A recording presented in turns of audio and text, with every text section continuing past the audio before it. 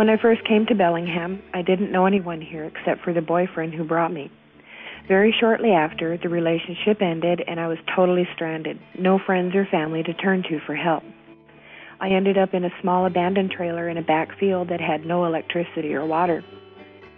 I had a lot of difficulty trying to get help because virtually every place I contacted wanted to have someone call me back, and I had no phone and nowhere to reliably get messages.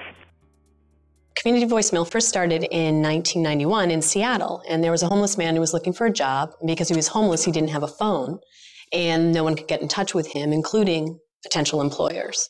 We saw a need there, and we realized if we could just get a person connected with a phone number, then they could actually take care of a lot of the things that they needed to take care of by themselves. We use it primarily with our homeless veterans who are in transition from shelter to street and back and forth to keep contact with them. Our clients are families, they're veterans, they're people living with disabilities, they're people like you and me who have had some kind of small hardship unravel their lives. People who will email us or leave us messages and tell us, I never thought I would be in this situation. I've been unemployed for 2 years and you're talking about me. They don't have televisions, they don't have radios. You know, this is their way to connect with their community. Communication isn't seen as important as your basic needs of food and shelter. When in today's society you can't exist without having basic communication tools. I was without work for almost 2 years. Didn't know where my next job was going to come from or how I was going to eat or where I was going to stay. When people think of suffering, they think of no food, no housing. We also know another level of suffering, which is the isolation that comes when you don't even have a basic phone number. We give them community voicemail just to make sure that they can still maintain their life, they can still make their medical appointments, you know, as reminders, they can still get jobs or hear from employers as needed. It keeps me connected to my clients and it keeps them connected to me. Technology is not a luxury. It's becoming everyday necessity.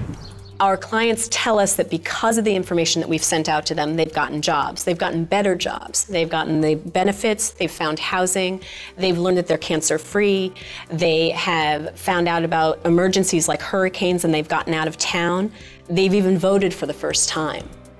A lot of them are trying to get jobs, and I think it gives the person in transition a little bit of dignity if they can give an employer a number to call them back at. I found my job that I have today through my community voicemail number. Over the last decade, we've served 500,000 people. Today, there are 6% of American households that don't even have a phone number. Clearly, there's a need for growth. We've become experts at putting technology together with people living on the margins. The VA has committed to ending homelessness among veterans in 5 years.